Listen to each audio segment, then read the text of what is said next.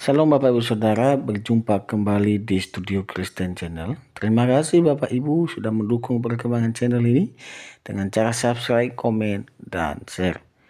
Saya berharap dan berdoa supaya Bapak Ibu dilindungi dan diberkati oleh Tuhan dan ditambahkan rezekinya oleh Tuhan. Baiklah Bapak Ibu, tanpa berlama-lama, mari kita mendengarkan diskusi antara apologet Kristen Indonesia melawan polemikus Islam. Selamat menyaksikan, Tuhan Yesus memberkati kita semua. Pada episode kali ini kita akan membuat video dalam bahasa Indonesia dan menjawab Ibu Tere Pardede, seorang mualaf yang sekarang katanya menjadi seorang ustazah. Saya akan bertanya kepada Ibu Tere Pardede, mengapa dan kepada siapa Allah Subhanahu wa taala berdoa?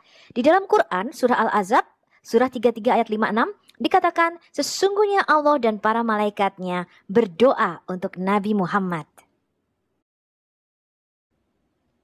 Sekarang kita lihat dulu, ini adalah video dari Tere Pardede yang menyatakan dia murtad dari Kristen sebab Yesus berdoa kepada Bapaknya.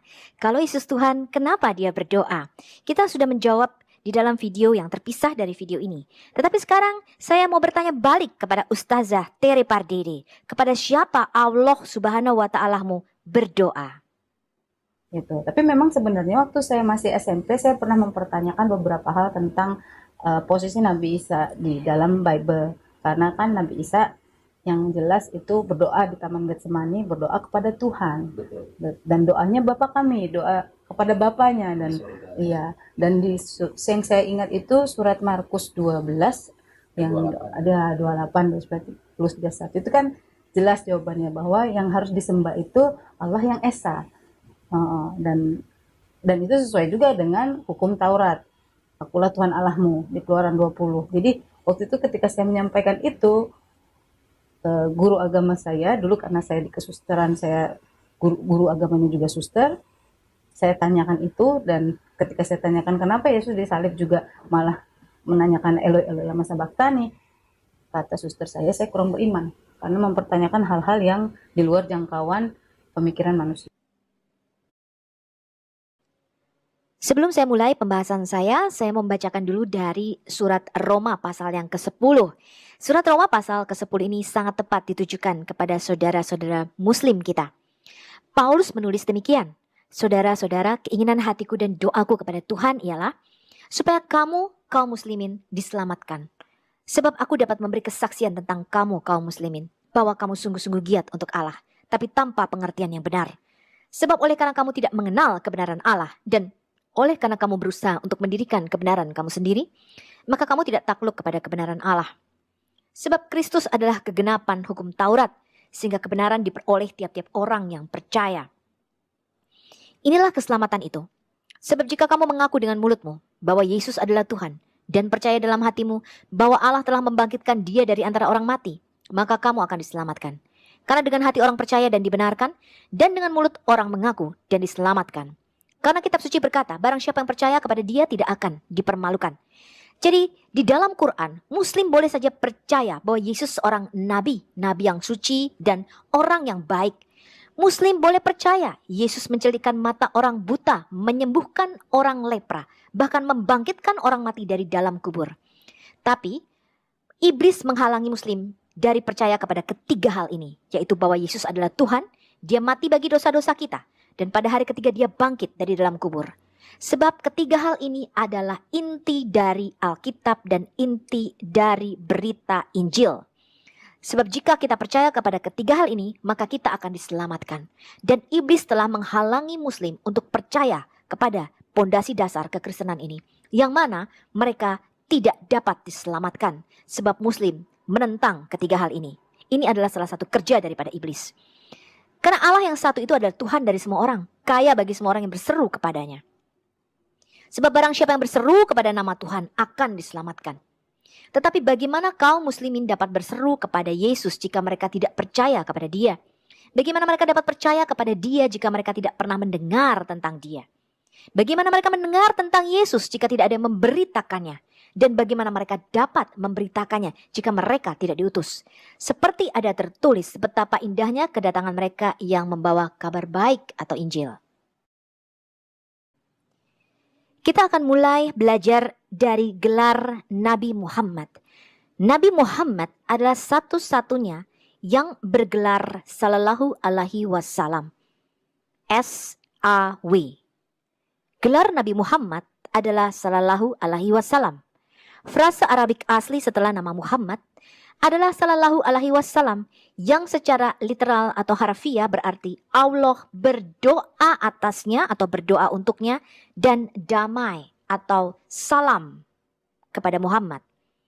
Hal ini didasarkan pada Quran surah Al-Ahzab, Quran surah 33 ayat 56, di mana dikatakan Allah dan para malaikatnya berdoa untuk Nabi, yusalluna alal Nabi. Kenapa Muslim mencoba menyembunyikan hal ini dan mengubah terjemahannya menjadi berkah? Sekarang kita mau meneliti Quran surah Al-Ahzab, Quran surah 33 ayat 56, di mana dikatakan Allah Subhanahu wa taala berdoa untuk Muhammad. Innallaha wa malaikatuhu yusalluna ala nabi. Ya ayyuhallazina amanu sallu alaihi wa sallimu taslimah.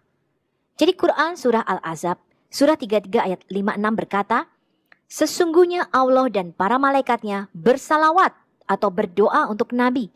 Wahai orang-orang yang beriman, bersalawatlah kamu untuk Nabi dan ucapkanlah salam dengan penuh penghormatan kepadanya. Akar kata yusallun adalah kata kerja. Akar katanya adalah salah, artinya berdoa atau menyembah. Kata untuk berkah dalam bahasa Arab adalah baraka, sama seperti bahasa Ibrani. Kenapa Allah Subhanahu wa taala berdoa untuk Muhammad? Jika Allah Subhanahu wa taala berdoa, kepada siapa dia berdoa dan apa doanya? Sekarang kalau kita lihat apa kata Nabi Google. Yusalluna, they pray, mereka berdoa. Ini adalah merupakan kata kerja. Pray, berdoa. Say a prayer, mengucapkan sebuah doa. Dan worship atau menyembah. Jadi kata yusalluna dari akar kata salah selalu berarti mereka berdoa atau menyembah. Dan di dalam Quran surah 33 ayat 56 ini melibatkan Allah dan para malaikatnya melakukan tindakan yang sama. Jadi Quran surah 33 ayat 56 terjemahannya secara jujur berarti sesungguhnya Allah dan para malaikatnya berdoa kepada Nabi. Hai orang-orang yang beriman, berdoalah untuknya dan salam baginya. Sekarang kita lihat dulu apa kata Syekh Arab ini mengenai frase Sallallahu Alaihi Wasallam. I want you to listen carefully. Why does Allah pray? And how does Allah pray? What is the reason for Allah praying on Muhammad? Ya Muslimin. Are you interested like me to know? Are you interested why Muslims always say Sallallahu Alaihi Wasallam? What is the reason for it? And why does Allah needs to pray then? Why are Muslims requesting Allah to pray on Muhammad? Don't you want to know? I want to know that. Let us do some investigation. Now, to know what Allah prayer is, we have to go to books like Ibn Kathir. Tafsir Ibn Kathir for the Quran, chapter 33, ayah 56. Tafsir Ibn Kathir for chapter 33, ayah 56, we can read that after the an'anat, after the an, from, we can read that the prayer of Allah, the Most High, is Subuh Quddus, Sabaqat Rahmati Ghadabi. Meaning, Allah's prayer is, Glory holy, my mercy preceded my anger, i.e., my mercy overcomes my wrath or my anger. That's how Allah prays. This is the way Allah prays. Allah is one angry dude, my friends. So Allah needs to pray to ease His anger on the Muslims. And that's how He prays. يا شيخ ما معنى قولنا صلى الله على نبينا محمد فأنا إلى الآن لا أعلم ما معنى صلى الله على نبينا. زين أعطني سمعك. حينما نقول صلى الله عليه وآله وسلم أو محمد صلى الله عليه، ما معنى صلى الله عليه وآله وسلم؟ بعضهم قال معناها الرحمة من باب الدعاء، علم معناها الرحمة، لكن انظر دقة القرآن. قال تعالى أولئك عليهم صلوات من ربهم وماذا؟ ورحمة. أولئك عليهم صلوات من ربهم ورحمة. واضح؟ أولئك عليهم صلوات من ربهم ورحمة. لو كانت الصلاة بمعنى الرحمة لما جمعها الله بآية. واضح؟ لو كانت الصلاة بمعنى الرحمة ما جمعها الله جل وعز شأنه في آية واحدة. علم؟ فقال أبو العالي رحمه الله يقول الصلاة بمعنى الثناء على نبينا عليه الصلاة والسلام بالملأ الأعلى. الصلاة على نبينا أي الثناء عليه بالملأ الأعلى. نعم والله تعالى أعلم حتى يستفيد. So, according to the Shaykh, the reason for Allah praying on Muhammad is to give him compliments. To give compliment to the Prophet of Islam. So when you say Sallallahu Alaihi Wasallam as a Muslim, may Allah pray on Muhammad, Allah pray on Muhammad, that means when you say it, Allah has to give a compliment. Well, Muhammad was a good man. Muhammad was the best that I created. Muhammad was a good husband. Oh, God, it's so good. So good. So good and tasty.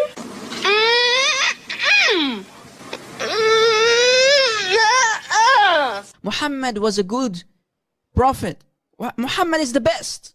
Muhammad, he is the best of the best.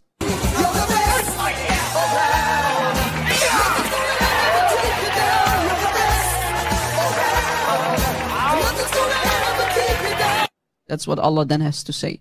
Imagine there are 1.8 billion Muslims on this planet. That's what they claim.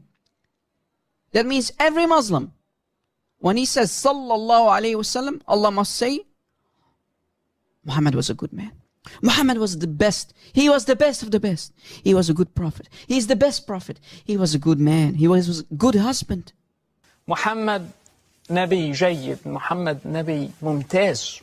يعني هذا هو ثناء الله على محمد أمام الملائكة. هذه معنى صلى الله عليه وسلم، أن الله يقدم ثناءه على محمد للملائكة الذين حوله.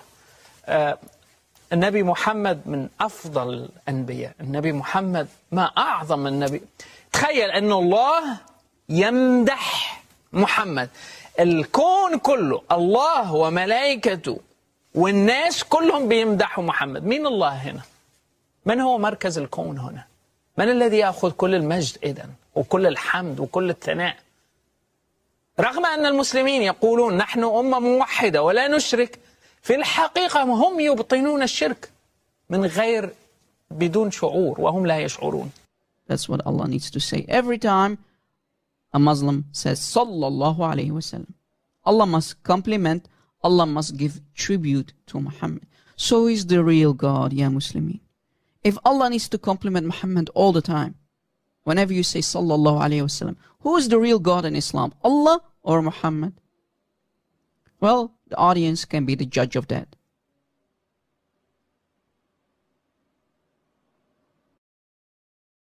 Di dalam hadis juga diceritakan bahwa Allah Subhanahu wa Ta'ala memintakan ampun. Kita baca dulu hadisnya. Telah menceritakan kepada kami Muhammad bin Bashishar berkata, telah menceritakan kepada kami Yahya bin Sa'id dan Muhammad bin Ja'far berkata, telah menceritakan kepada kami Syubah berkata, aku mendengar Talah bin Musyarif berkata, aku mendengar Abdurrahman bin Aujasah berkata, aku mendengar Al-Bara bin Azib berkata, aku mendengar Rasulullah Sallallahu Alaihi Wasallam bersabda, Allah dan para malaikatnya memintakan ampun bagi orang-orang yang ada di barisan pertama. Ini maksudnya di dalam barisan sholat ya. Ini adalah Sunan Ibnu Majah nomor 987. Hadis ini juga memiliki penguat. Anda lihat di situ dari Sunan Abu Daud 457, 578, Ibnu Majah 989, Musnad Ahmad ya, dan lain sebagainya. Anda bisa cari referensinya di carihadits.com.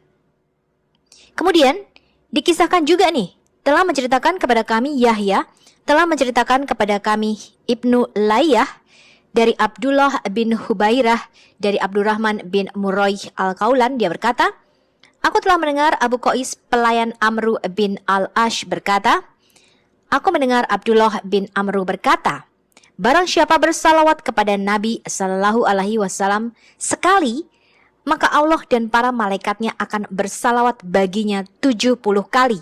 Maka hendaknya seorang hamba dapat meminimalkan sholawat atau memaksimalkannya. Ini ada di Musnad Ahmad 6317. Ini adalah beberapa hadits bagaimana Muslim harus berdoa untuk Muhammad. Abu Muhammad Ka'b bin Ujroh, semoga Allah meridhoinya, melaporkan, Nabi datang kepada kami dan kami bertanya kepadanya atas wewenang Abu Muhammad Ka'b bin Ujroh radhiyallahu anhu. Dia berkata, Nabi SAW keluar menemui kami dan kami bertanya, wahai Rasulullah, kami telah belajar menyalamimu. Jadi bagaimana kami bisa mendoakanmu? Dia berkata, katakanlah, ya Allah, berikanlah doa untuk Muhammad dan keluarga Muhammad seperti engkau berdoa untuk keluarga Ibrahim. Maha terpuji dan mulia. Ya Allah, berkatilah Muhammad dan keluarga Muhammad sebagaimana engkau telah memberkati keluarga Ibrahim. Maha terpuji dan mulia. Ini dicatat di dalam Riyadh As-Salihin dari Sahih Al-Bukhari dan Sahih Muslim, hadis nomor 1405, referensi buku Arab atau Inggris, buku volume 14, hadis nomor 9. Kita baca hadis lainnya. Ini adalah Anas bin Malik yang mengatakan, Rasulullah SAW bersabda, barang siapa yang sholat kepadaku 1 kali, Allah Subhanahu wa Ta'ala akan mengirim sholat kepadanya 10 kali lipat. Jadi kalau tadi satu hadis lain mengatakan 70, yang ini 10 kali lipat. Dan akan menghapus 10 dosa darinya dan akan mengangkatnya 10 kali lipat derajat di dalam statusnya. Ini ada di hadis Sunan An-Nasai 1297 buku 13, hadis nomor 119, bahasa Inggris volume 2 buku 13 hadis 1298. Hadis ini diriwayatkan oleh At-Tirmidzi dari Umar bin Al-Khattab radhiyallahu anhu yang mengatakan, doa ditangguhkan antara langit dan bumi dan tidak ada yang naik sampai kamu mengirim sholat atas nabimu.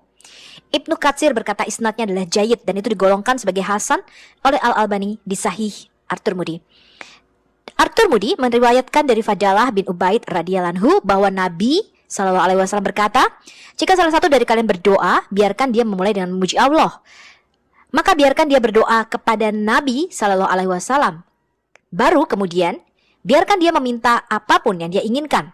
Hal ini dikutip oleh Al-Albani di dalam Al-Silsilah Al-Sahihah 3204. Kemudian Abu Sulaiman Al-Darani berkata, barang siapa yang ingin meminta kepada Allah apa yang dia butuhkan, jadi kalau muslim mau berdoa, mulailah dengan memanjatkan doa kepada Nabi SAW.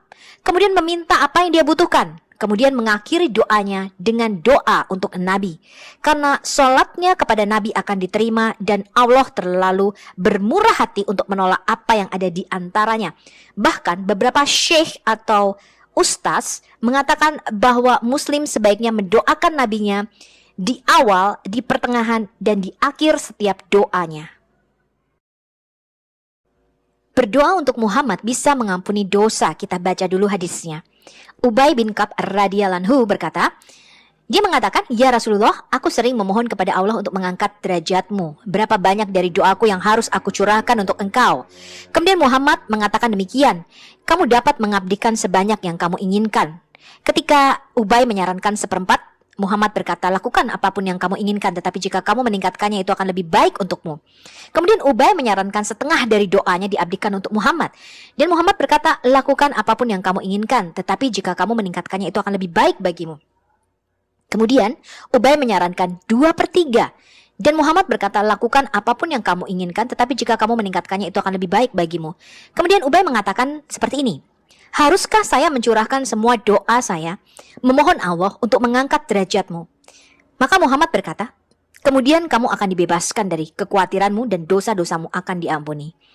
Hal ini dicatat di dalam Riyadh As-Salihin 579 dari At-Tirmidzi. Abu Hurairah meriwayatkan bahwa Rasulullah bersabda, barang siapa yang sholat kepada aku, maka Allah akan sholat kepadanya 10 kali. Dan ini tadi sudah kita baca di dalam Jami' At-Tirmidzi 485 dan Sunan An-Nasai 1296. Dari Anas bin Malik berkata, Rasulullah Shallallahu Alaihi Wasallam bersabda, barang siapa yang mendoakanku 1 kali, maka Allah Subhanahu Wa Taala akan mengirimnya 10 kali lipat. Jadi akan membalas doanya atau akan berdoa bersalawat untuk orang ini 10 kali lipat dan menghapus 10 dosa darinya dan mengangkat derajatnya 10 kali lipat. Ini ada di dalam Sunan An-Nasai 1297. Muhammad membuat dirinya adalah pusat dari alam semesta. Adalah keharusan atau wajib. Saya ulangi. Adalah keharusan atau wajib untuk mengirim sholawat atau doa kepada Nabi setiap kali seseorang mendengar namanya yang diberkati. Nabi berkata, semoga orang itu dihinakan jika ketika nama saya disebutkan di hadapannya, dia tidak mengirim doa kepada saya. Dan ini ada di dalam At-Tirmizi. Jika nama Nabi disebut berulang-ulang dalam suatu pertemuan atau perkumpulan, maka harus sholawat 1 kali saja dan akan membebaskan orang itu dari kewajibannya. Tetapi tetap dianjurkan untuk mengucapkan doa setiap kali nama Nabi disebutkan. Ulama menyatakan bahwa Rasulullah SAW membalas salam bagi mereka yang hadir di kuburannya dan mereka yang jauh. Perbedaannya hanyalah bahwa Rasulullah katanya mendengar orang yang membaca salawat di depan kuburannya. Sedangkan salawat yang dibacakan dari jauh akan disampaikan kepadanya dari malaikat. Rasulullah bersabda, Allah memiliki malaikat yang berkeliling di bumi untuk menyampaikan salam dari umatku. Ini dicatat di dalam Sunan An-Nasai. Muhammad adalah satu-satunya nabi yang butuh untuk didoakan. Kita baca dulu dikisahkan oleh Awas bin Awas. Nabi Muhammad berkata, di antara hari-harimu yang paling baik adalah hari Jumat. Di hari itu Adam diciptakan. Di hari itu dia meninggal. Di hari itu trompet terakhir akan ditiup dan di hari itu akan diteriakkan. Jadi Muhammad meramalkan bahwa akhir zaman akan terjadi pada hari Jumat. Jadi perbanyaklah doa kepadaku pada hari itu, karena doa-doamu akan dikabulkan kepadaku. Kemudian orang-orang itu heran dan bertanya kepada Muhammad, ya Rasulullah, bagaimana mungkin doa-doa kami akan diberikan kepadamu sementara tubuhmu membusuk? Maksudnya Muhammad sudah mati. Bagaimana mungkin dia bisa mendengar doa-doa? Kemudian Muhammad menjawab, Allah Ta'ala melarang bumi memakan jenazah para nabi. Jadi dari sinilah makanya Muslim tidak langsung menguburkan jenazah Muhammad ketika Muhammad mati, tetapi menunggu 3 hari kemudian. Setelah jenazahnya biru dan membusuk, kemudian Abu Bakar mengatakan bahwa kalian harus mengubur jenazah Muhammad karena dia membusuk dan berbau seperti manusia lainnya. Anda bisa baca juga riwayat bagaimana matinya Nabi Muhammad di dalam hadits. Hal ini tercatat di dalam Sunan Abi Dawud 1047 buku 2 hadis nomor 658. Inggris referensi ada di buku 3 hadis 1042. Bagi teman-teman yang belum tahu bagaimana caranya orang muslim untuk selalu berdoa bagi Muhammad, ini adalah doa mereka. Allahumma salli ala Muhammadin. Ya Allah, berdoalah untuk Muhammad dan keluarga Muhammad sebagaimana engkau telah berdoa untuk keluarga Ibrahim. Terpuji dan mulia engkau. Ya Allah, berkahilah Muhammad dan keluarga Muhammad sebagaimana engkau memberkati keluarga Ibrahim. Terpuji dan mulia engkau. Kemudian Muhammad juga menyuruh umatnya untuk mendoakan istri-istri dan keluarganya serta keturunannya. Ya Allah, berdoalah untuk Muhammad beserta istri-istri dan keturunannya sebagaimana engkau telah berdoa untuk keluarga Ibrahim. Dan pujilah Muhammad beserta istri-istri dan keturunan Muhammad sebagaimana engkau memberkati keluarga Ibrahim. Engkau adalah yang terpuji dan yang mulia. Dan doa ini terus-menerus dipanjatkan oleh muslim di seluruh dunia. Para ulama menyarankan untuk mengirim doa kepada Nabi setiap saat yang memungkinkan. Para ulama menyatakan bahwa ada waktu-waktu tertentu yang dianjurkan secara khusus. Pada siang dan malam hari di hari Jumat, juga hari Sabtu, Minggu, dan Kamis. Karena ini adalah apa yang ditemukan di dalam riwayat hadis yang berbeda. Kemudian setiap pagi dan setiap sore saat memasuki masjid dan keluar darinya. Saat mengunjungi makam Nabi Muhammad di Madinah. Kemudian di Bukit Safa dan Marwah. Saat menyampaikan khutbah hari Jumat dan khutbah lainnya. Setelah azan didengar, ketika iqamah diberikan, di awal, di tengah, dan di akhir setiap doa para muslim. Setelah doa kunut, setelah menyelesaikan talbiyah. Saat bertemu dan berpisah, selama wudhu. Ketika melupakan sesuatu, jadi ketika kamu lupa, kamu harus berdoa untuk nabimu. Ketika memberi nasihat dan menyebarkannya. Saat menulis pertanyaan atau fatwa. Kemudian untuk setiap para penulis, siswa, guru, pengkhotbah, kemudian orang yang ingin menikah, orang yang akan menikah, dan orang yang akan menikahkan orang lain dalam setiap surat dan pesan. Jadi kalau kamu mengirim WhatsApp misalnya, kamu harus berdoa juga untuk nabimu. Dan pada kesempatan masalah penting apapun. Kemudian para ulama ini mengatakan, lebih lanjut dia berkomentar, tidak disukai kalau kamu mengirim salawat selama berhubungan seksual atau saat buang air kecil atau buang hajat.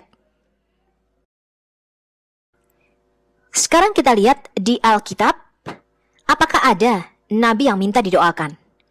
Nabi berdoa untuk kita, bukan sebaliknya. Kita lihat di Kejadian 20 ayat 6-7. Kemudian Tuhan berkata kepada Abimelek di dalam mimpi itu, "Iya, aku tahu bahwa kamu telah melakukan semuanya ini dengan hati nurani yang bersih. Dan karena itu aku mencegah kamu berbuat dosa terhadap aku. Itu sebabnya aku tidak membiarkanmu menyentuhnya," maksudnya Sarah atau istri Abraham. Sekarang kembalikan istri pria itu. Karena dia adalah seorang nabi, dia akan berdoa untukmu dan kamu akan hidup. Tetapi jika kamu tidak mengembalikannya, ketahuilah bahwa kamu pasti akan mati, kamu dan semua yang menjadi milikmu. Nabi adalah perantara antara Tuhan dan manusia. Jadi nabi adalah orang yang berdiri di celah antara Tuhan dan manusia dan sebagai juru bicara Tuhan. Kita lihat sekarang di Bilangan 21 ayat 4-7. Ya, tadi diceritakan bahwa Abraham yang seorang nabi ini berdoa bagi Abimelek, ya, sehingga Abimelek pada waktu itu diampuni dosanya. Kemudian dibukalah seluruh rahim, ya, wanita-wanita di istananya karena pada waktu itu mereka mandul karena dosa Abimelek ini. Sekarang kita lihat contohnya Musa. Dikatakan di Bilangan 21 ayat 4-7, mereka berangkat dari Gunung Hor melalui jalan ke Laut Merah mengelilingi Edom. Tetapi orang-orang Israel pada waktu itu menjadi tidak sabar di dalam perjalanannya. Mereka berbicara menentang Allah dan Musa dan berkata, "Mengapa kamu membawa kami keluar dari Mesir untuk mati di padang gurun? Tidak ada roti, tidak ada air, dan kami membenci makanan yang menyedihkan ini." Kemudian Tuhan mengirimkan ular berbisa ke antara mereka. Mereka menggigit orang-orang itu dan banyak daripada orang Israel yang mati. Kemudian orang-orang Israel ini datang kepada Musa dan berkata, "Kami berdosa ketika kami berbicara menentang Tuhan dan melawan kamu. Berdoalah agar Tuhan mengambil ular-ular itu dari kita."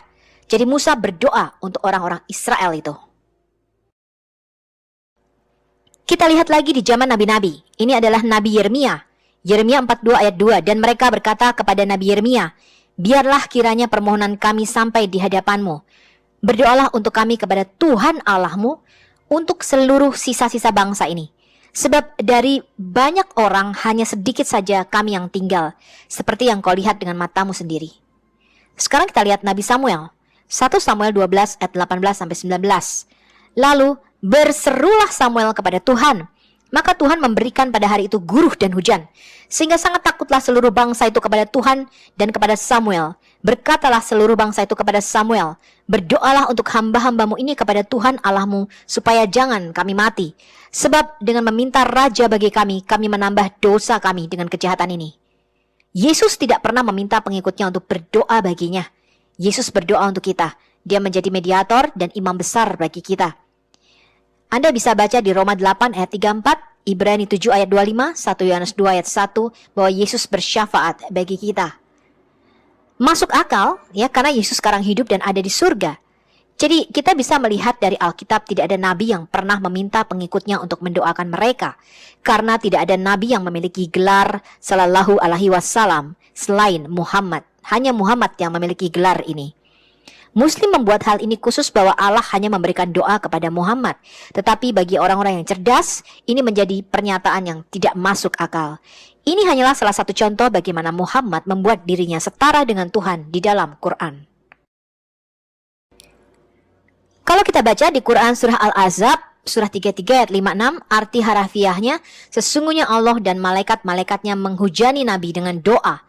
Frasa bahasa Arab asli yang diucapkan di dalam Quran surah 33 ayat 56 adalah yusalluna, yang merupakan kata kerja atau kata verbal dari akar kata salat dalam bentuk tunggal dan salawat dalam bentuk jamak. Dan salat itu berarti berdoa atau beribadah atau menyembah. Oleh karena itu terjemahan yang jujur dari surah 33 ayat 56 ini melibatkan Allah di dalam tindakan yang sama dengan para malaikatnya, yaitu salah atau berdoa. Pernyataan ayat ini sangat merusak teologi dunia Islam. Pertanyaan sederhana kami kepada umat Islam adalah, kepada siapa Allah berdoa? Apakah dia berdoa kepada dirinya sendiri atau ada Tuhan lain di atasnya yang dia sembah? Gagasan tentang Tuhan berdoa ini tidak masuk akal. Sebenarnya kita tahu dari Quran bahwa Allah tidak hanya berdoa untuk Muhammad, tetapi Allah juga berdoa untuk semua muslim yang beriman. Sekarang kalau kita lihat, ini adalah Quran surah Al-Baqarah, surah 2 ayat 157. Ulaika alaihim salawatun mirabihim warahmah wa ulaika humul muhtadun. Mereka itulah orang-orang yang mendapat doa-doa atau salawatun dari Tuhan dan rahmat-rahmat atau rahmatun dari Tuhan mereka. Dan mereka itulah orang-orang yang mendapat petunjuk. Salawatun adalah kata jamak dari salah yang berarti doa-doa. Jadi Allah Subhanahu wa Ta'ala terus-menerus berdoa untuk orang-orang Muslim. Ini adalah ayat yang jelas bahwa Allah Subhanahu wa Ta'ala berdoa tidak hanya untuk Muhammad, tetapi juga untuk semua Muslim yang beriman. Quran Surah Al-Ahzab, Surah 33 ayat 43. Di sini ada kata huwalas yusali alaikum. Dialah yang mendoakan, yusali. Dialah yang mendoakan kamu atau berdoa bagi kamu dan para malaikatnya. Jadi Allah Subhanahu wa Ta'ala yusali, berdoa untuk kamu bersama dengan para malaikatnya, agar dia mengeluarkan kamu dari kegelapan kepada cahaya yang terang, dan dia maha penyayang kepada orang-orang yang beriman. Muslim menyisipkan interpretasi yang berbeda dari kata salah ketika mengacu pada Tuhan. Mereka mengatakan ini berbeda untuk malaikat atau untuk orang percaya, tetapi kata salah selalu berarti memohon doa. Dan fakta bahwa kata ini digunakan di dalam kalimat yang sama melibatkan Allah dan para malaikatnya melakukan tindakan yang sama. Konteksnya sama di dalam kalimat ini. Sekarang kita mau menyelidiki Islam lebih dalam lagi. Apa yang didoakan oleh Allah dan benarkah Allah itu berdoa? Ini adalah Riyadh As-Salihin atau The Meadows of the Righteous. Riyadh As-Salihin adalah kompilasi hadits seorang ulama Muslim terkenal, Al-Nawawi, yang hidup tahun 1233-1277 dari Damaskus. Ini adalah kumpulan ayat-ayat Al-Quran penting bersama dengan hadits tambahan untuk menjelaskan arti sebenarnya. Al-Nawawi melaporkan kompilasinya di dalam buku ini di halaman 241, bab keutamaan ilmu. Muhammad mengatakan bukan hanya Allah dan para malaikatnya saja yang berdoa, tetapi juga semua binatang. Kita baca, ini adalah hadits nomor 1387. Abu Umamah melaporkan bahwa Rasulullah berkata, Allah dan para malaikatnya dan penduduk langit dan bumi, bahkan semut di bebatuan dan ikan-ikan, berdoa untuk berkah bagi mereka yang mengajar orang-orang yang baik. Ini diambil dari hadits At-Tirmidzi. Diterjemahkan oleh Aisyah Buli dari Riyadh As-Salihin atau The Meadows of the Righteous, kitab pengetahuan halaman 241, bab keunggulan pengetahuan. Kemudian hadis nomor 2685, Abu Umamah Al-Bahili meriwayatkan, dua orang disebutkan di hadapan Rasulullah. Salah satunya adalah seorang ahli ibadah dan yang lainnya seorang alim ulama atau cendekiawan. Maka Rasulullah bersabda, keutamaan seorang alim atas orang yang beribadah adalah seperti keutamaanku atas orang yang paling hina di antara kalian. Kemudian Rasulullah bersabda, sesungguhnya Allah dan para malaikatnya, penghuni langit dan bumi, bahkan semut di lubangnya, bahkan ikan mengucapkan sholat kepada orang yang mengajar manusia untuk berbuat baik. Ini adalah hadits Hasan. Abu Isa berkata, hadis ini adalah Hasan Garib Sahih. Terjemahan bahasa Inggris dari Jami' At-Tirmidzi disusun oleh Imam Hafiz Esa Muhammad Ibn Isa At-Tirmidzi dari hadis nomor 2606 hingga 3290, diterjemahkan oleh Abu Khalil Hadis. Ini adalah versi American. Hadis yang diedit dan dirujuk oleh Hafiz Abu Tahir Zubair Alizai, ditinjau akhir oleh Bagian Riset Islam Darussalam, penerbit dan distributor Darussalam, edisi pertama November 2007, volume 5, bab 19. Dikatakan apa yang telah terjadi ini berkaitan mengenai keistimewaan fikih di atas penyembahan, halaman 80.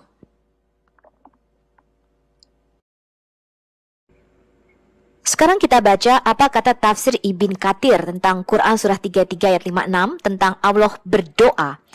Ada referensi tambahan lainnya yang mengakui bahwa Allah Subhanahu wa Ta'ala berdoa atau sholat.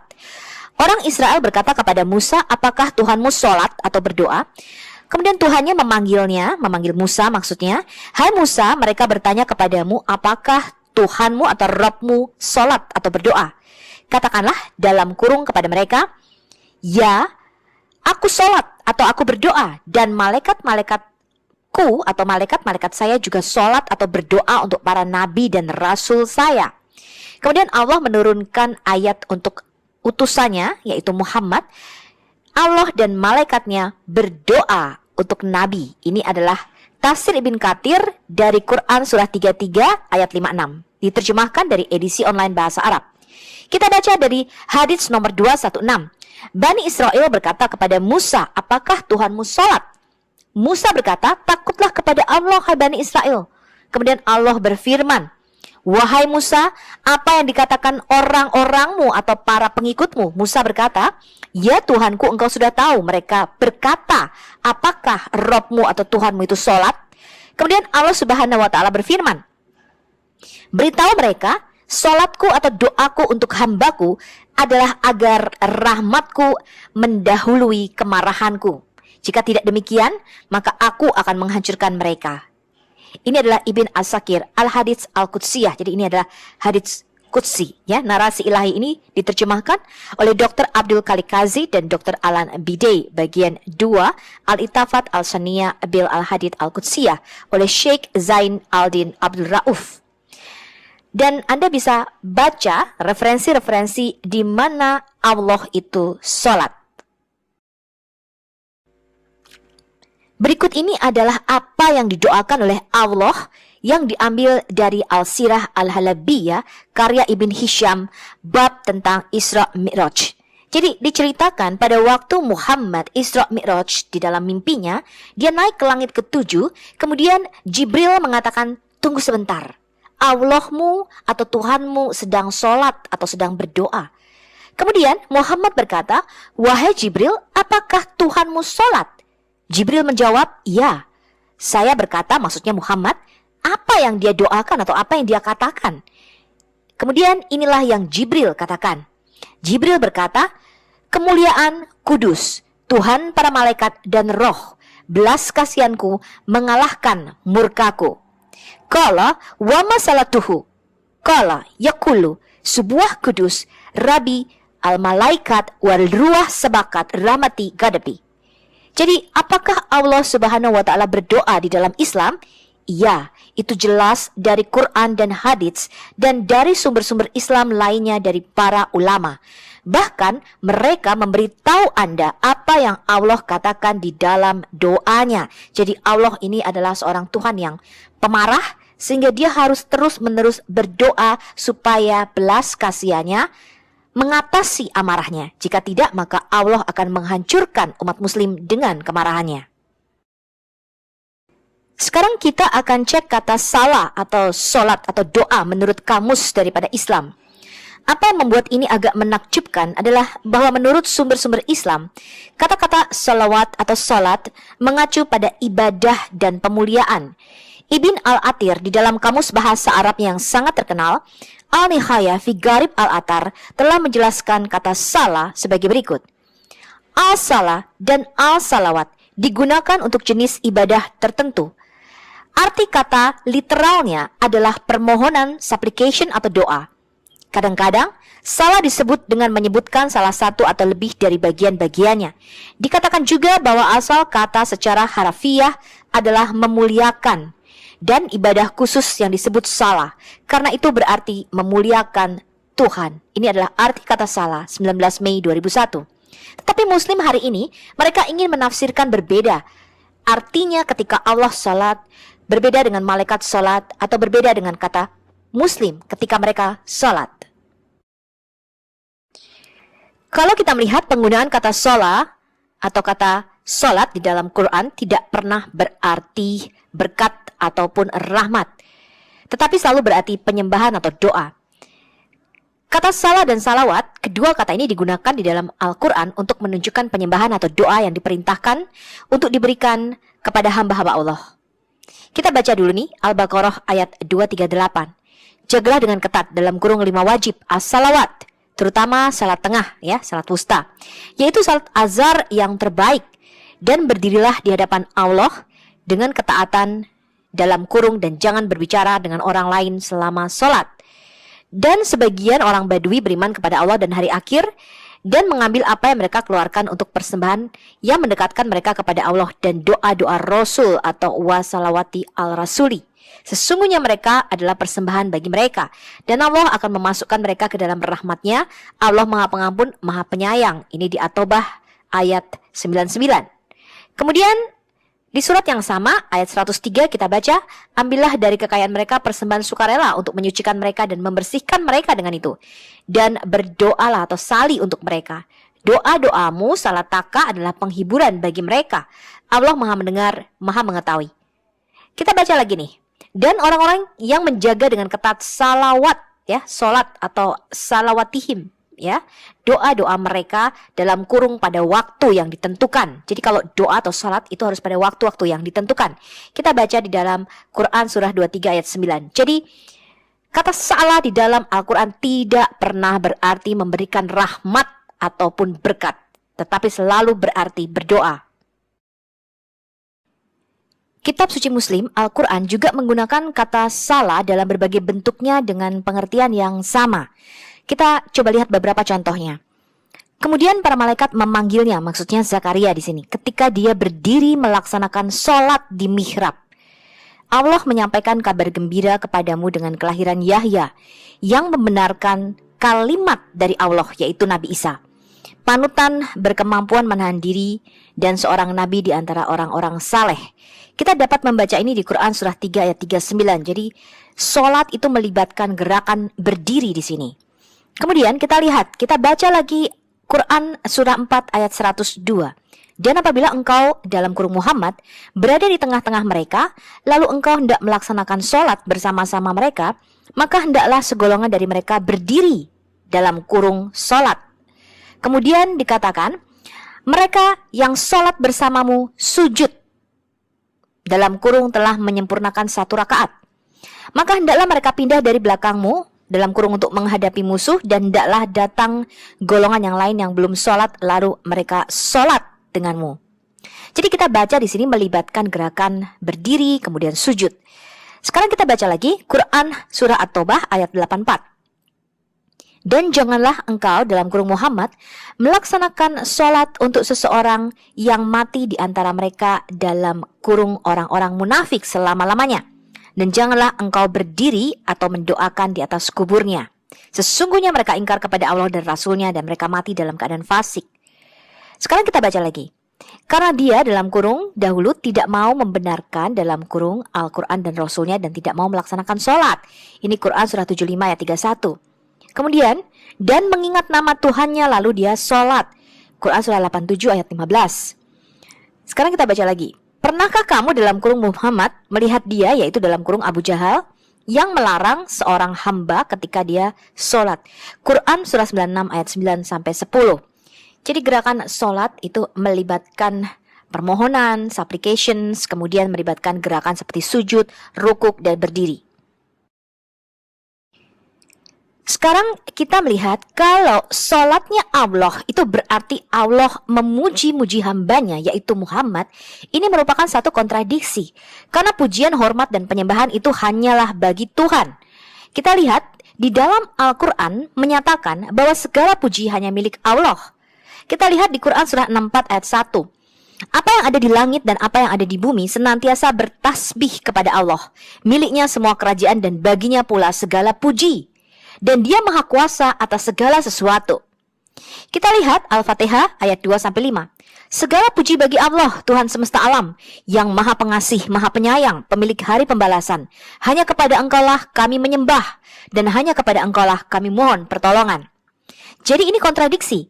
Seharusnya tidak ada yang terpuji kecuali Allah atau Tuhan. Mengapa umat Islam mengangkat nabinya menjadi yang terpuji? Kita lihat ini. Katakanlah, dalam kurung Muhammad, taatilah Allah dan Rasul. Jika kamu berpaling, ketahuilah bahwa Allah tidak menyukai orang-orang kafir. Ini ada di Quran surah 3 ayat 32.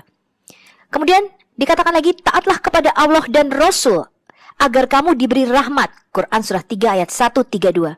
Dan saya akan menunjukkan puluhan, ratusan ayat di mana keluar dari mulut Muhammad untuk mentaati Allah sama dengan mentaati dia. Saya akan memberikan dan menunjukkan banyak referensi di mana taat kepada Muhammad sama dengan taat kepada Allah Subhanahu wa Ta'ala. Padahal kita tidak mempunyai saksi apakah yang keluar dari mulut Muhammad selama 23 tahun merupakan firman daripada Tuhan yang sejati. Sekarang kita baca, barang siapa mentaati Rasul dalam kurung Muhammad, maka sesungguhnya dia telah mentaati Allah. Dan barang siapa berpaling dari ketaatan itu, maka ketahuilah kami tidak mengutusmu dalam kurung Muhammad untuk menjadi pemelihara mereka. Quran surah 4 ayat 80. Dan taatlah kamu kepada Allah dan taatlah kamu kepada Rasul serta berhati-hatilah. Kita dapat menjumpai ini di dalam Quran surah 5 ayat 92, surah 47 ayat 33, surah 49 ayat 14, surah 58 ayat 13, surah 64 ayat 12. Kemudian kita lihat di dalam hal membagi jarahan perang, Muhammad bahkan berkata, kamu harus memberikan 20%-nya kepada Allah dan Rasul-Nya. Dan dia menggunakan kata-kata ini, taatilah Allah dan Rasul-Nya jika kamu orang-orang yang beriman. Jadi untuk mengkuatkan bahwa jarahan itu harus masuk ke dalam perbendaharaannya, dia menggunakan kata taatilah Allah dan Rasul-Nya. Ini ada di dalam Quran surah 8 ayat 1. Wahai orang-orang yang beriman, taatilah Allah dan Rasul-Nya, dan janganlah berpaling darinya ketika kamu mendengar dia berbicara. Bahkan Muhammad itu bisa menginterupsi atau menyela orang di dalam doanya di masjid. Ketika Muhammad mau berbicara atau memanggilnya, maka mereka harus segera datang, dan saya akan memberikan referensinya. Hal ini ada di dalam Quran surah 8 ayat 20, surah 8 ayat 24, surah 8 ayat 46, surah 9 ayat 71, surah 24 ayat 54. Maka bertakwalah kepada Allah dan taatilah aku. Anda bisa menemukan ini di dalam Quran surah 26 ayat 108, surah 26 ayat 110, surah 26 ayat 126, surah 26 ayat 131, surah 26 ayat 144, surah 26 ayat 150, surah 26 ayat 151, surah 26 ayat 163, surah 26 ayat 179, surah 71 ayat 3. Begitu banyak ayat di dalam Quran yang menyatakan bahwa mentaati Muhammad sama dengan mentaati Allah. Jadi dari Muhammad membuka matanya di pagi hari, sampai kehidupan seksnya setiap kali dia pergi ke toilet, sampai dia menutup matanya, adalah tindakan Allah yang sama yang harus ditiru oleh semua muslim. Mereka menyebutnya sunnah Rasul. Muhammad bisa menyela orang ketika mereka sholat. Kita baca ceritanya dari Abu Hurairah radhiyallahu anhu. Rasulullah sallallahu alaihi wasallam menemui Ubay bin Ka'ab. Kemudian beliau sallallahu alaihi wasallam berkata, "Wahai Ubay." Saat itu Ubay sedang sholat. Ia hanya menoleh tapi tidak menjawab panggilan Nabi. Ubay melanjutkan sholatnya dan menyegerakannya. Sesudah itu ia menemui Rasulullah Sallallahu Alaihi Wasallam. Assalamualaikum ya Rasulullah, sapa Ubay. Rasulullah bersabda, Hai Ubay, apa yang menghalangi untuk menjawab panggilanku saat aku memanggilmu tadi? Wahai Rasulullah, tadi aku sedang sholat, jawab Ubay. Kemudian beliau Sallallahu Alaihi Wasallam menanggapi, tidakkah engkau mendapati sesuatu yang diwahyukan kepadaku? Penuhilah seruan Allah dan seruan Rasul apabila Rasul menyeru kamu kepada sesuatu yang memberi kehidupan kepada kamu. Quran Surah Al-Anfal ayat 24. Iya, aku telah mengetahuinya, jawab Ubay. Aku tidak akan mengulanginya lagi, insya Allah, janji Ubay.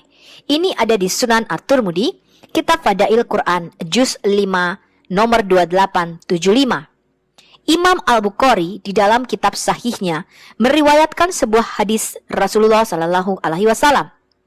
Pelajarilah Al-Quran dari 4 orang ini: Abdullah bin Mas'ud, Ubay bin Ka'ab, Mu'adz bin Jabal, dan Salim Maula Abi Hudayfa. Nama Ubay bin Ka'ab ini bersanding dengan 3 sahabat lainnya sebagai ahli Al-Quran. Tetapi bahkan orang yang terpandang seperti Ubay bin Ka'ab harus menghentikan sholatnya jika Muhammad memanggil. Dan Muhammad membenarkan tindakannya ini berdasarkan ayat-ayat firman-Nya Allah. Muslims, Anda perlu berpikir sekali lagi, apakah benar ini firman daripada Allah? Jika Muhammad menyandang gelar yang terpuji, maka ini adalah kontradiksi di dalam Quran. Muhammad dan para pengikutnya dengan tegas diperintahkan hanya memuji Tuhan mereka. Kita baca Quran surah 25 ayat 58. Dan bertawakallah kepada Allah yang hidup, yang tidak mati, dan bertasbihlah dengan memujinya, dan cukuplah dia maha mengetahui dosa hamba-hambanya. Kita baca lagi, maka bertasbihlah dengan segala puji bagi Tuhanmu dan mintalah ampunannya. Sesungguhnya dialah yang menerima taubat dan mengampuni. Quran surah 110 ayat 3. Allah bahkan mengharapkan hamba-hambanya untuk memujinya pada waktu yang berbeda di dalam setiap harinya. Kita baca dulu nih, Quran surah 30 ayat 18. Dan kepunyaannya segala puji dan syukur di langit dan di bumi, dan memuliakannya di sore hari, yaitu salat asyar, dan ketika hari mulai surut dalam kurung salat zuhur.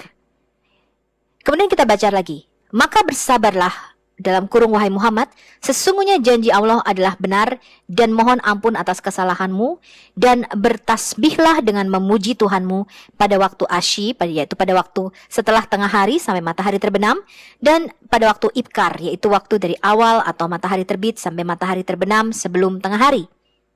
Ini ada di Quran surah 40 ayat 55. Maka bersabarlah dalam kurung Muhammad semua yang mereka katakan, dan bertasbihlah dengan segala puji bagi Tuhanmu sebelum terbitnya matahari dan sebelum terbenamnya, dalam kurung salat subuh, zuhur, dan asyar. Ini Quran surah 50 ayat 39. Jadi mereka menebak-nebak 5 sholat ini ada di mana ya, gitu. Karena sholat 5 waktu itu tidak ada di dalam Quran, tetapi adanya di dalam hadits. Selain itu, pujian Allah itu berhubungan langsung dengan ibadahnya, seperti ruku atau sujud kepadanya. Jadi, kalau Allah sholat, itu berarti dia memuji-muji hambanya, yaitu Muhammad, di hadapan para malaikatnya, maka pujian itu berhubungan langsung dengan gerakan-gerakan tertentu, seperti ruku ataupun sujud. Dikatakan demikian di Al-Fatihah ayat 1-7. Dengan nama Allah yang Maha Pengasih lagi Maha Penyayang, segala puji dan syukur kehadirat Allah, Tuhan semesta alam. Alam mana saja nih? Alam manusia, jin, dan semua yang ada. Yang Maha Pengasih lagi Maha Penyayang, satu-satunya pemilik atau satu-satunya hakim yang memerintah hari pembalasan, yaitu hari kebangkitan. Hanya kepadamu kami menyembah, dan hanya kepadamu kami meminta bantuan. Tunjukilah kami jalan yang lurus, jalan orang-orang yang telah Engkau berikan karunia, bukan jalan orang-orang yang mendapatkan kemarahan-Mu dalam kurung seperti orang-orang Yahudi, atau jalan orang-orang yang sesat dalam kurung seperti orang-orang Nasrani. Jadi mereka berdoa 13 kali sehari di dalam sholatnya untuk mengutuki orang-orang Yahudi dan orang-orang Nasrani di dalam doa mereka. Jadi kita baca lagi nih, di At-Taubah ayat 112. Mereka itulah orang-orang yang bertobat kepada Allah dari kemusyrikan atau kemunafikan dan lain-lain, yang beribadah dan yang memuji Allah, kemudian yang menggembara atau keluar di jalan Allah, yang sujud di dalam sholatnya dan ruku di dalam sholatnya, yang menyuruh orang untuk al-ma'ruf, yaitu tauhid di dalam Islam, dan melarang manusia dari al-munkar. Dan kalau kita baca, berarti ada sujud, ada ruku, ada gerakan-gerakan tertentu di dalam sholatnya untuk memuji-muji Allahnya. Kita baca lagi Quran surah 15 ayat 98-99. Maka bertasbihlah dengan segala puji bagi Tuhanmu, dan jadilah termasuk orang-orang yang bersujud kepadanya. Jadi pujian, kemudian bertasbih, sholat, itu termasuk sujud. Kita baca lagi Quran surah 32 ayat 15. Hanya orang-orang yang beriman kepada ayat kami, dalam kurung bukti-bukti ayat-ayat pengajaran tanda-tanda wahyu dan sebagainya, yang ketika mereka diingatkan, tersungkur sujud dan bertasbih memuji Tuhan mereka, dan mereka tidaklah sombong. Ini Anda bisa baca di Quran surah 32 ayat 15. Bukan saja di dalam Islam Allah itu berdoa, tetapi Allah Subhanahu wa Ta'ala juga melafalkan Quran sama seperti Muslim. Ini berarti bahwa Allah menyembah, memuji, dan memuliakan seperti yang dilakukan oleh makhluknya, karena Allah berdoa seperti mereka. Bahkan Allah membacakan surat-surat Quran seperti yang dilakukan oleh Muslim di dalam doa mereka. Dikisahkan oleh Abu Hurairah, Rasulullah berkata, 1000 tahun sebelum menciptakan langit dan bumi, Allah membaca Toha dan Yasin. Dan ketika para malaikat mendengar bacaan mereka, Para malaikat itu berkata demikian, berbahagialah orang-orang yang kepadanya ini diturunkan, bahagialah pikiran yang membawa ini, dan bahagialah lidah yang mengucapkan hal ini. Darimi mentransmisikannya. Ini adalah hadits At-Tirmidzi nomor 660. Dan karena Al-Quran menggambarkan Allah berdoa dengan menggunakan kata-kata yang sama, yang menunjukkan pujian, penyembahan, dan pemuliaan, maka Allah juga harus memuji, memuliakan, menyembah, dan lain-lain, dirinya sendiri atau orang lain. Arti kata salah. Jadi beberapa para ulama mengatakan tidak cocok kalau Allah sholat atau Allah salah itu artinya Allah mengirimkan rahmat atau berkatnya. Karena ada kata-kata lain untuk rahmat atau berkat dan digunakan di dalam konteks kalimat yang sama menunjukkan bahwa salah itu berbeda dari rahmat atau berkatnya. Ulama lain mengatakan salat Allah itu berarti bahwa dia memuji hambanya di hadapan para malaikatnya. Sebagaimana dicatat oleh Al-Bukhari dari Abu Al-Aliyah. Ini dicatat oleh Abu Ja'far Ar-Razi dari Ar-Rabi bin Anas dari Anas. Yang lain berkata, salat Allah berarti rahmat. Dan mereka mengatakan tidak ada kontradiksi di antara kedua pandangan ini dan Allah lebih tahu. Kalau salat dari para malaikat itu berarti mereka berdoa dan memohonkan ampunan bagi manusia. Sebagaimana Allah telah berfirman, kalau kita baca di Quran surah 40 ayat 7-9, malaikat-malaikat yang memikul arsy dan yang ada di sekeliling Allah katanya bertasbih dengan memuji Tuhannya. Dan mereka beriman kepadanya serta memohonkan ampunan untuk orang-orang yang beriman dengan mengatakan, ya Tuhan kami, Engkau memahami segala sesuatu dengan rahmat dan ilmu. Maka ampunilah orang-orang yang bertobat dan mengikuti jalanmu dan peliharalah mereka dari siksa api neraka yang menyala-nyala. Sesungguhnya engkaulah yang maha perkasa lagi maha bijaksana dan peliharalah mereka dari dosa-dosa. Hal ini masih masuk akal ya kalau malaikat-malaikat berdoa. Karena malaikat berdoa atau memberikan permohonan kepada Allah. Kemudian kalau kita baca, ini adalah tafsir Ibnu Katsir tentang Quran surah 33 ayat 43. Semoga dia mengeluarkanmu dari kegelapan menuju cahaya, artinya dengan rahmatnya kepadamu, pujiannya untukmu, dan doa para malaikatnya untukmu, dia mengeluarkanmu dari kegelapan, kebodohan, dan kesesatan ke dalam cahaya petunjuk dan keyakinan tertentu. Padahal tadi kita baca bahwa pujian itu hanya kepada Allah. Mengapa Allah harus memuji-muji Muslim dan Muhammad? Perintah memberikan doa kepada Muhammad. Al-Bukhari berkata, Abu Al-Aliyah berkata, salat Allah adalah pujiannya untuk hambanya di hadapan para malaikatnya. Dan salat para malaikat adalah doa mereka. Ibn Abbas berkata, mereka mengirim berkat. Abu Isa At-Tirmidzi berkata, ini diriwayatkan dari Sufyan At-Tawari dan ulama lainnya yang mengatakan salat Tuhan atau salat Allah adalah rahmat dan salat para malaikat adalah permintaan pengampunan mereka. Ada hadis mutawatir diriwayatkan dari Rasulullah memerintahkan kita untuk mengirim berkat kepadanya dan bagaimana kita harus mengirim sholat kepadanya. Kami akan menyebutkan sebanyak yang kami bisa jika Allah berkehendak dan Allah adalah zat yang kami mohon pertolongan. Ini adalah tafsir Ibn Katsir mengenai Quran surah 33 ayat 56. Doa-doa Allah terdiri dari memuji-muji hamba-hambanya seperti Muhammad di hadapan para malaikat di surga. Hal ini sangat-sangat tidak masuk akal. Pernyataan Ibn Katsir juga menyeratkan bahwa Allah benar-benar berdoa kepada para malaikatnya karena dia secara langsung menyapa mereka ketika dia berdoa dan memuji hamba-hambanya. Jadi sebagaimana Muslim memuji dan memuliakan seseorang ketika mereka berdoa, Allah juga memuji dan memuliakan orang-orang tertentu ketika dia berdoa. Di dalam kasus Muslim, mereka memuliakan dan memuji Allah. Sedangkan di dalam kasus Allah, dia sebenarnya memuliakan dan memuji Muhammad dan orang-orang beriman. Dan sebagaimana objek doa-doa Muslim adalah Allah karena mereka secara langsung menyapanya setiap kali mereka berdoa, maka objek doa-doa Allah adalah para malaikat yang secara langsung ia sapa setiap kali Allah memuji-muji hambanya. Jadi Allah berdoa kepada para malaikatnya. Salah dan rahmah itu berbeda. Beberapa Muslim berpendapat bahwa doa-doa Allah benar-benar rahmatnya yang dicurahkan kepada hamba-hambanya. Dengan kata lain, ketika Quran mengatakan bahwa Allah berdoa, itu berarti bahwa Allah menunjukkan belas kasihannya.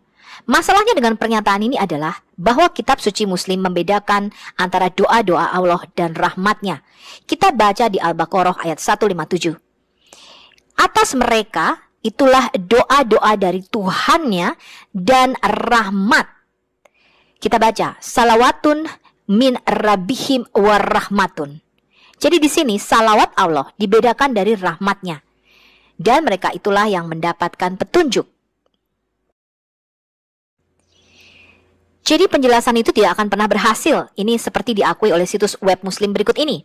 Salawat atas Nabi menurut mayoritas Muslim yang dimaksud adalah rahmat daripada Allah Subhanahu wa Ta'ala. Doa pengampunan yang dipanjatkan oleh para malaikat dan doa yang dipanjatkan oleh manusia.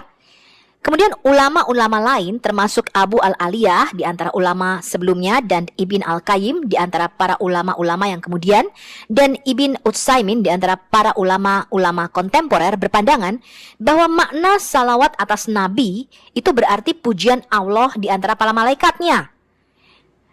Ini ada di dalam Al-Safaat surah 37 ayat 8. Kemudian doa-doa para malaikat dan umat Islam untuk berkah kepada Nabi berarti umat Islam dan para malaikat itu ketika mereka mendoakan Nabi Muhammad, artinya mereka meminta Allah untuk memuji-muji Nabi Muhammad di hadapan para malaikat. Ibn Al-Qayyim menulis sebuah buku tentang topik ini berjudul Jala al-Awam fi Wada'al al-Salati wal Salam ala Khair il-Anam, di mana dia membahas panjang lebar mengenai makna salawat atas Nabi, hukum-hukumnya dan manfaatnya. Syekh Muhammad bin Salih Al-Utsaimin rahimahullah berkata, ungkapan doa untuk Muhammad atau Salih ala Muhammad ini mempunyai arti yang berbeda-beda. Kalau Allah berdoa berarti Allah memberikan rahmat. Kalau malaikat berdoa artinya malaikat meminta pengampunan. Kalau manusia berdoa ya artinya manusia berdoa atau memohon sesuatu. Jika dikatakan para malaikat mengirim doa untuk Nabi, artinya para malaikat berdoa untuk pengampunan bagi Nabi. Jika dikatakan khotib mengirim doa kepada Nabi Muhammad, itu berarti dia mendoakan Muhammad. Jika dikatakan Allah mengirimkan doa untuk Muhammad, itu berarti bahwa Allah memberikan rahmat kepada Muhammad. Hal ini diketahui di kalangan para ulama secara luas, tetapi pandangan ini bertentangan dengan fakta di dalam Quran. Karena kata salah itu lebih spesifik daripada rahmat. Oleh karena itu, umat Islam sepakat bahwa diperbolehkan berdoa untuk rahmat bagi setiap orang yang percaya. Tetapi mereka berbeda mengenai apakah kita boleh berdoa untuk berkah menggunakan kata khusus salah atau sali Allah untuk siapapun selain para nabi. Jadi, kata salah di sini jika diartikan sebagai rahmat, maka tidak ada perbedaan di antara keduanya. Dan sebagaimana kita berdoa memohon rahmat untuk seseorang, kita juga dapat meminta sali untuk orang lain. Tapi ternyata Muslim tidak sepakat mengenai hal ini. Selain itu, tadi kita sudah membaca ya di dalam surah Al-Baqarah atau surah 2 ayat 157. Mereka itulah orang-orang yang mendapat salawat atau doa-doa dari Tuhan mereka. Dan mereka itulah yang mendapatkan rahmatnya. Jadi di sini kata salah dan rahmat ini dibedakan. Dan mereka itulah orang-orang yang mendapat petunjuk. Jadi kata rahmat disebutkan di dalam hubungannya dengan kata salawat, yang menunjukkan bahwa keduanya adalah dua hal yang berbeda. Sehingga jelas makna dari ayat tersebut. Para ulama menggunakan kata salah di beberapa tempat dan kata rahmat di tempat lain. Jadi salah ini tidak sama dengan rahmat. Yang terbaik yang dapat dikatakan tentang hal ini adalah apa yang dikatakan oleh Abu Al-Aliyah. Kalau Allah sholat atau Allah berdoa, itu artinya Allah memuji-muji Muhammad di antara para malaikat. Jadi yang dimaksud dengan Allahumma salli alaihi adalah ya Allah, pujilah Muhammad atau kirimkanlah doa untuk Muhammad. Puji-pujilah Muhammad di antara para malaikat. Itu menurut para ulama. Jadi para ulama, syekh-syekh dan apologet muslim mengatakan jika seseorang menjawab bahwa hal ini tidak mungkin dari sudut pandang linguistik, kata salah dalam bahasa Arab itu berarti permohonan bukan pujian, maka jawabannya adalah bahwa kata salah terhubung dengan kata silah menurut mereka, yang berarti hadiah. Dan mungkin tidak diragukan lagi bahwa pujian untuk Rasulullah di antara para malaikat yang lebih tinggi adalah salah satu hadiah terbesar, karena pujian terkadang lebih penting bagi seseorang daripada yang lainnya. Jadi penyebutan yang baik adalah hadiah yang bagus. Berdasarkan hal ini, pandangan yang benar adalah bahwa mengirimkan salah atau doa kepada Muhammad berarti pujian baginya di antara kelompok malaikat. Hal ini ada di dalam Al-Sara Al-Mumti, volume 3, halaman 163-164, arti salawat dan salam atas Nabi, Fatwa nomor 69944. Situs lainnya mendefinisikan doa-doa Allah sebagai berkatnya yang dia berikan kepada hamba-hambanya. Ini juga salah, karena ada kata berkah yang bisa digunakan oleh para penyusun Al-Quran jika yang mereka maksudkan adalah bahwa Allah benar-benar memberkati dan bukan berdoa, yaitu kata baraka. Kita lihat contohnya, ini Quran surah 7 ayat 137. Dan kami menjadikan suatu kaum yang dianggap lemah, dalam kurung tidak diperhitungkan, sebagai pewaris negeri-negeri baik di timur maupun di barat, yang kepadanya kami turunkan berkah atau baraknah. Kita lihat Quran surah 11 ayat 73. Mereka berkata, apakah kamu heran dengan ketetapan Allah, rahmat Allah dan berkahnya atasmu, rahmatu alahi wa barakatuhu alaikum. Jadi di sini dikatakan rahmat Allah dan berkatnya itu dibedakan. Faktanya hadis sebenarnya membedakan antara kata sholatnya Allah dengan kata barakahnya Allah. Di dalam tafsirnya tentang ayat ini, Al-Bukhari mencatat bahwa Ka'b bin Ujrah pernah mengatakan demikian. Ya Rasulullah, sehubungan dengan mengirim salam kepadamu, kami tahu tentang hal ini. Tetapi bagaimana dengan salat? Kemudian Muhammad mengatakan demikian, katakanlah, ya Allah, kirimkan salammu atau doamu kepada Muhammad dan atas keluarga Muhammad sebagaimana engkau mengirimkan salammu atau doamu atas keluarga Ibrahim. Sesungguhnya engkau adalah yang maha terpuji lagi maha mulia. Ya Allah, limpahkan rahmatmu atas Muhammad dan atas keluarga Muhammad sebagaimana engkau mengirimkan rahmatmu atas keluarga Ibrahim. Sesungguhnya engkau maha terpuji lagi maha mulia. Imam Ahmad mencatat bahwa Ibn Abi Layla berkata bahwa Ka'b bin Ujrah bertemu dengannya dan mengatakan hal ini. Maukah aku memberimu hadiah? Rasulullah keluar menemui kami dan kami bertanya, ya Rasulullah, kami tahu bagaimana mengirim salam kepadamu, tetapi bagaimana kami bisa mengirim sholat kepadamu? Kemudian dikatakan hal seperti tadi. Jadi Muhammad membedakan antara salah atau doa dengan rahmat. Hal ini dicatat di dalam rantai periwayat dan narasi yang berbeda-beda. Ini adalah tafsir Ibnu Katsir tentang Quran surah 33 ayat 56. Kita lihat hadis lainnya. Al-Bukhari mencatat bahwa Abu Sa'id Al-Khudri berkata, kami mengatakan dan bertanya, ya Rasulullah, ini adalah salam untukmu, tetapi bagaimana kami mengirim sholat untukmu?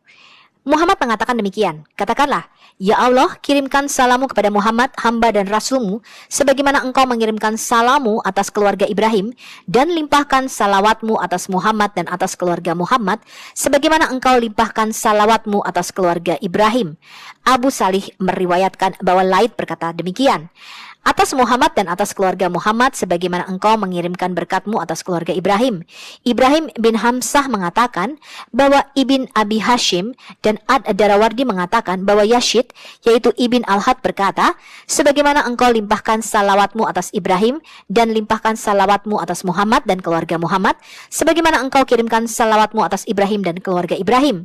Hal ini juga dicatat di dalam beberapa hadis oleh An-Nasai dan Ibn Majah.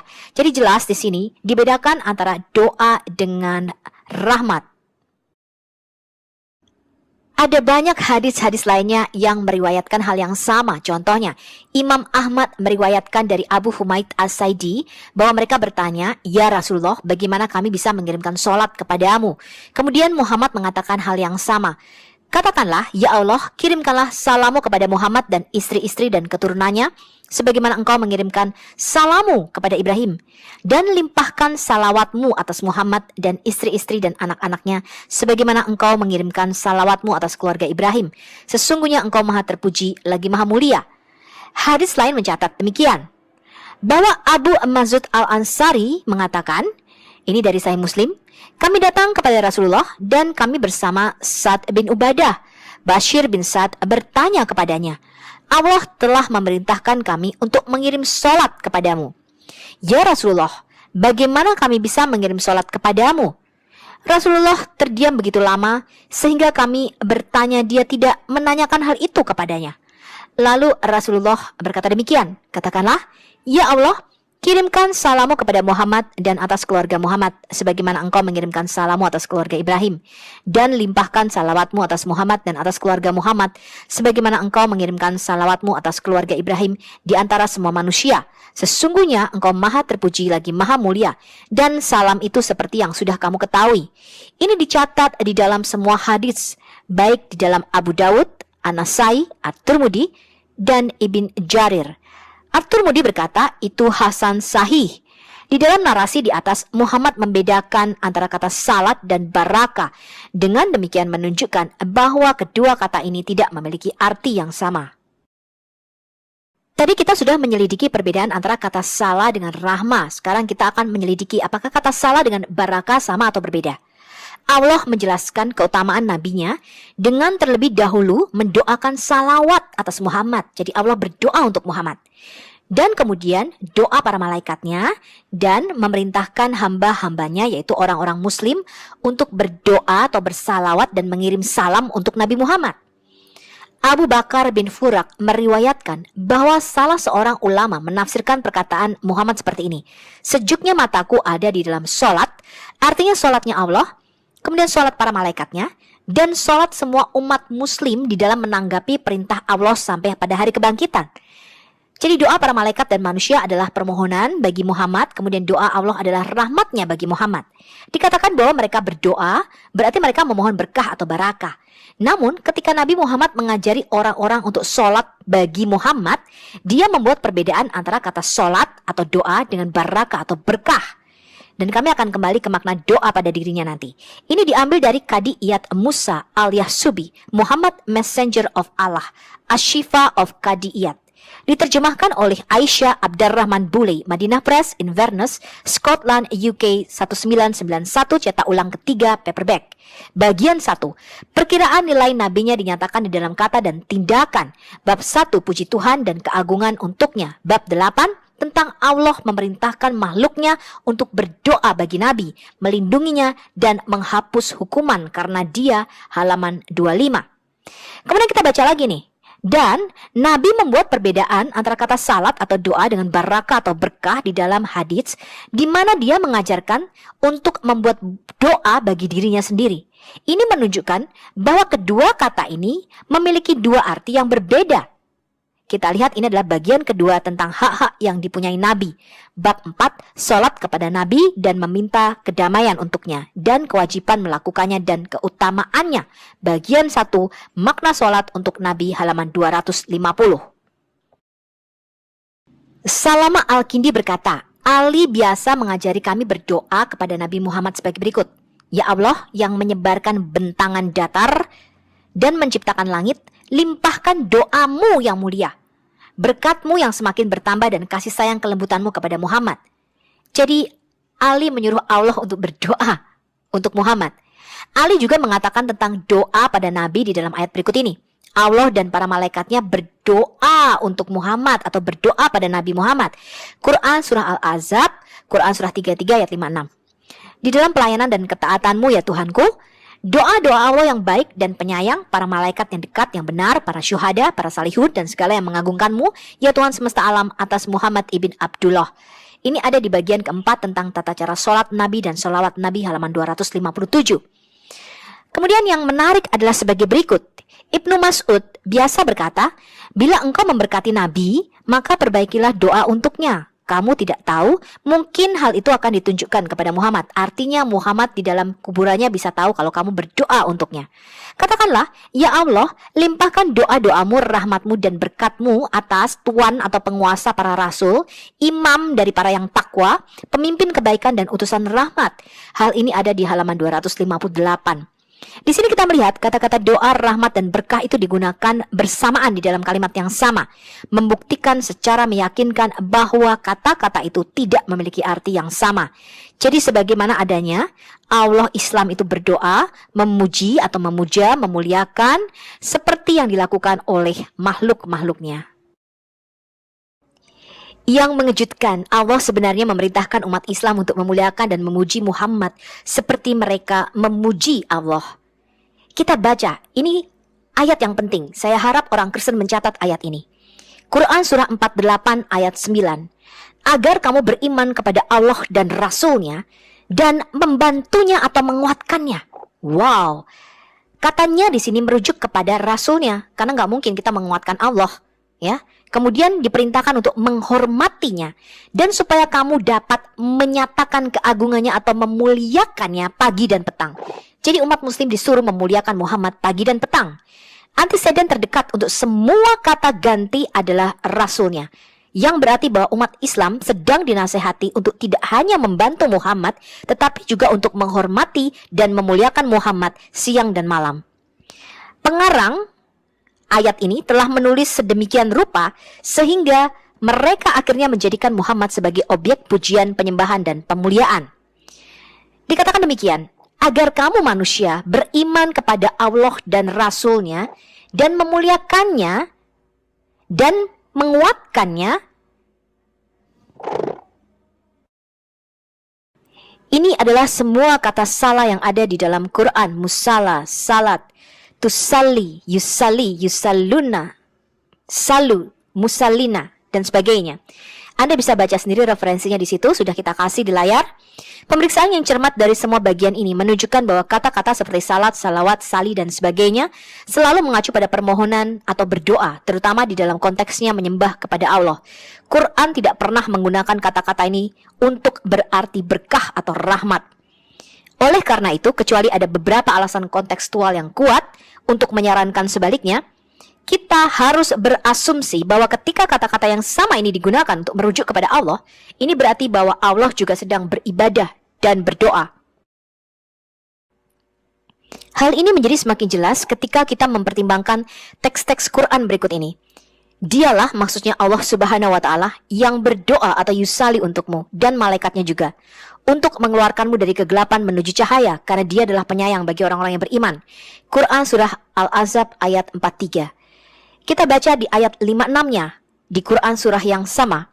Sesungguhnya Allah dan malaikat-malaikatnya berdoa untuk Nabi. Inna Allaha wa malaikatuhu yusalluna ala Nabi. Wahai orang-orang yang beriman, doakan dia, salu, dan sapa dia dengan salam. Menurut kedua ayat-ayat ini, baik Allah dan para malaikatnya terlibat di dalam tindakan salah yang sama. Karena tidak ada muslim yang meragukan bahwa salah malaikat berarti malaikat berdoa, yaitu malaikat berdoa kepada Allah untuk Muhammad dan orang-orang yang beriman. Oleh karena itu, mereka seharusnya tidak memiliki masalah melihat bahwa salah Allah juga harus berarti doa.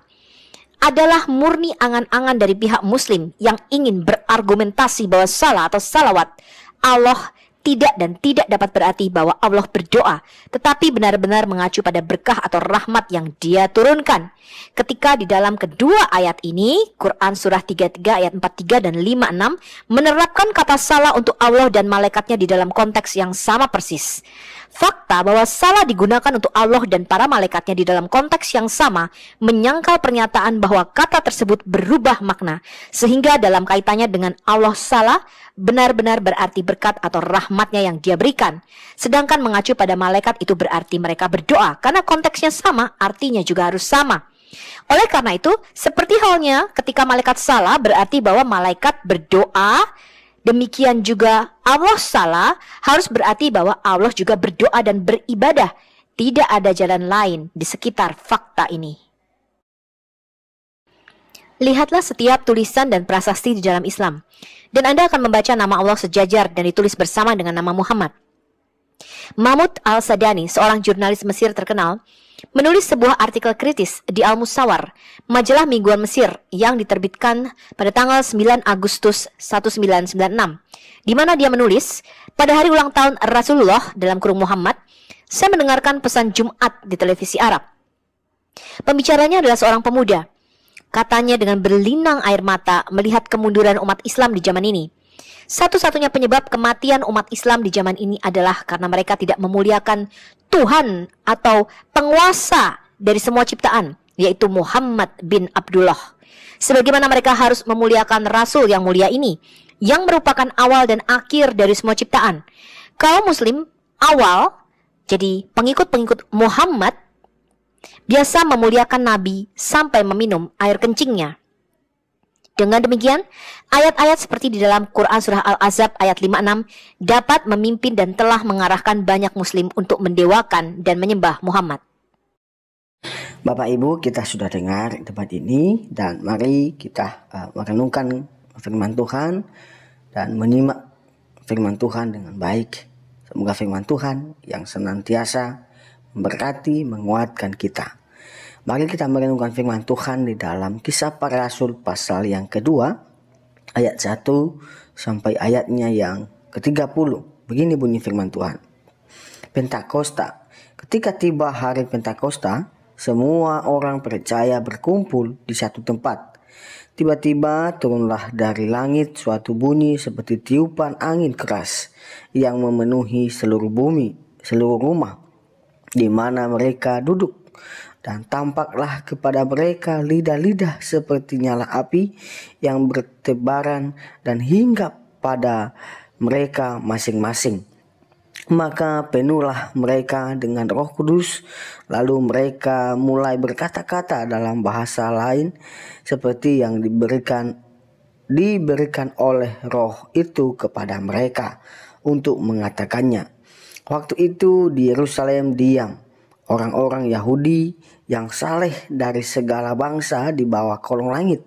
Ketika turun bunyi itu, berkerumunlah orang banyak. Mereka bingung karena mereka masing-masing mendengar rasul-rasul itu berkata-kata dalam bahasa mereka sendiri. Mereka semua tercengang-cengang dan heran, lalu berkata, "Bukankah mereka semua yang berkata-kata itu orang Galilea? Bagaimana mungkin kita masing-masing mendengar mereka berkata-kata dalam bahasa kita sendiri, yaitu bahasa yang kita pakai di negeri asal kita? Kita orang Partia, Media, Elam, penduduk Mesopotamia, Yudea dan Kapadokia, Pontus dan Asia, Frigia dan Pamfilia, Mesir dan daerah-daerah Libya yang berdekatan dengan Kirene, pendatang-pendatang dari Roma, baik orang Yahudi maupun penganut agama Yahudi, orang Kreta dan orang Arab. Kita mendengar mereka berkata-kata dalam bahasa kita sendiri tentang perbuatan-perbuatan besar yang dilakukan Allah. Mereka semuanya tercengang-cengang dan sangat termangu-mangu sambil berkata seorang kepada yang lain, "Apakah artinya ini?" Tetapi orang lain menyindir mereka sedang mabuk oleh anggur manis.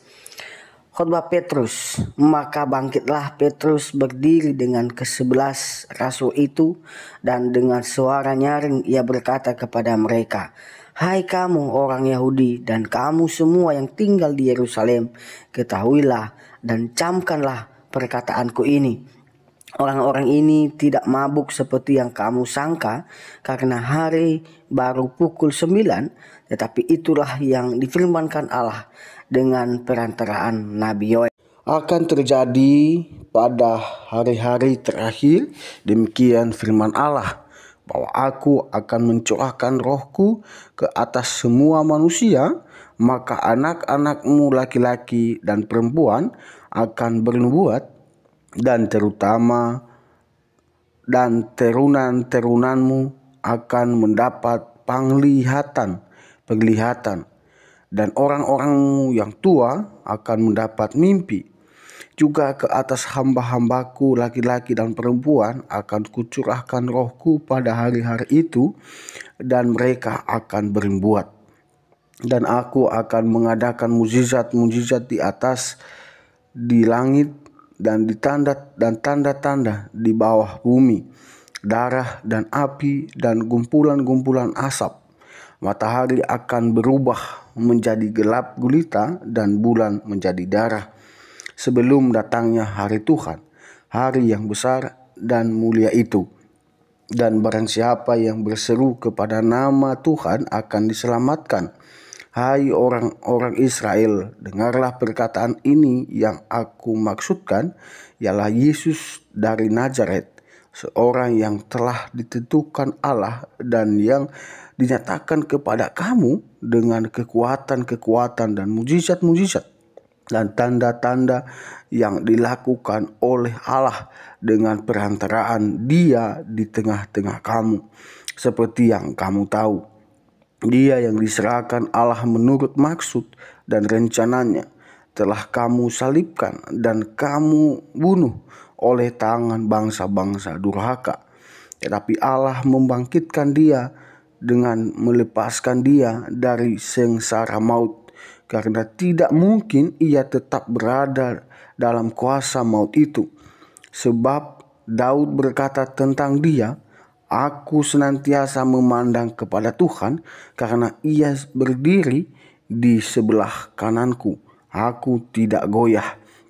Sebab itu hatiku bersuka cita dan jiwaku bersorak-sorai, bahkan tubuhku akan diam dengan tentram. Sebab Engkau tidak menyerahkan aku kepada dunia orang mati, dan tidak membiarkan orang kudus-Mu melihat kebinasaan. Engkau memberitahukan kepadaku jalan kehidupan. Engkau akan melimpahi aku dengan sukacita di hadapan-Mu. Saudara-saudara, aku boleh berkata-kata dengan terus terang kepadamu tentang Daud, bapa bangsa kita. Ia telah mati dan dikuburkan, dan kuburannya masih ada pada kita sampai hari ini.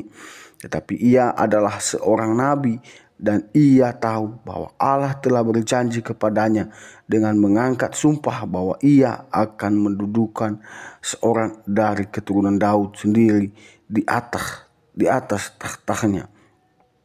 Ayat 1, karena itu ia telah melihat ke depan dan telah berbicara tentang kebangkitan Mesias, ketika ia mengatakan bahwa Dia tidak ditinggalkan di dalam dunia orang mati, dan bahkan dagingnya tidak mengalami kebinasaan. 32, Yesus inilah yang dibangkitkan Allah, dan tentang hal itu kami semua adalah saksi. Bapak Ibu Saudara, kita sudah dengar bagaimana Kristus yang dikatakan di dalam Alkitab, di dalam Kisah Para Rasul yang sudah kita baca, bahwa Yesus benar-benar mati dan bangkit, dan Dia hidup dan diangkat ke surga, dan Dia naik ke surga. Hal ini membuktikan bahwa Yesus adalah benar-benar menyelamatkan manusia yang berdosa, di mana Yesus sudah menolong dan menebus kita dari dosa kita melalui kematian dan kebangkitannya. Maka dari itu Bapak Ibu Saudara, jangan ragu untuk percaya Yesus, karena Dia jalan dan kebenaran itu. Barang siapa mengakui Dia di hadapan manusia, maka Allah sendiri atau Yesus sendiri mengakui dia yang percaya itu di hadapan Allah. Mari Bapak Ibu, kita menerima dan mengakui Yesus adalah Dia yang berkuasa di dunia dan di akhirat. Dia yang menghakimi manusia. Maka dari itu kita senantiasa menjadi berkat untuk orang-orang di sekeliling kita. Meskipun banyak tantangan, meskipun banyak penderitaan, tetapi Yesus tetap Yesus. Dia adalah Tuhan dan Juru Selamat kita, yang menolong, yang memberkati, dan yang menuntun kehidupan kita. Ya, bagi Bapak Ibu, biarlah video ini dan juga renungan ini memberkati, menguatkan iman kita. Tuhan Yesus memberkati, dan jangan lupa terus mendukung perkembangan channel ini dengan cara subscribe, komen, dan share. Tuhan Yesus memberkati kita semua.